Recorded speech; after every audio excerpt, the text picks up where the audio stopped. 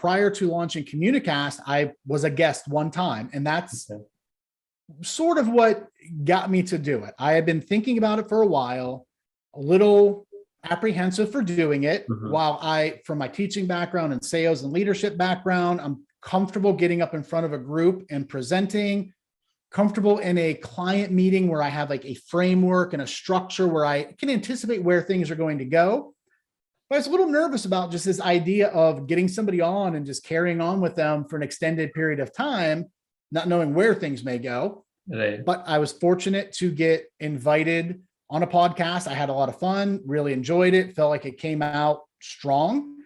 And at that point is where my marketing director kind of kicked me in the pants and said, all right, Scott, you can do this. Just give it a shot. Let's try it. Let's figure this out and let's go with it. And it's, like I said, I'm happy that I did. And, I've shared recently several things that I've learned along the way. And one of the biggest things that has jumped out is that you can't wait until you know everything to do something. Had I waited until I knew everything about podcasting, I would still be waiting. There's so much that goes into it between audio and video editing. How do you market it? Getting set up on all the distribution channels so it gets into Spotify and Apple Podcasts and iHeartMedia, all that stuff. If I just waited and tried to figure all that out, as I mentioned, we never would have started. So at some point, you need to trust your gut and say, okay, I know enough. I can get started with this. Yeah. And then we'll continue to learn and grow along the way.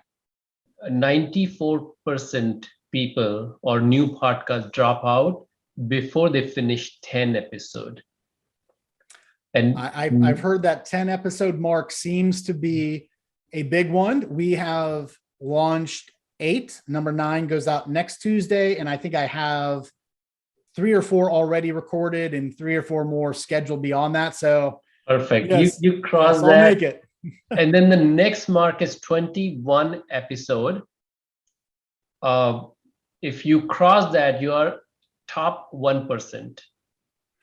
I'm getting close to that. So that will be good. And over the past month, it's been pretty neat to see. We've been weaving in and out of the top 250 for Apple Business Management podcasts.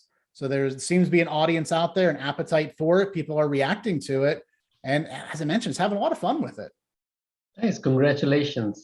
Thank you. I'm sure your marketing team does something to promote it.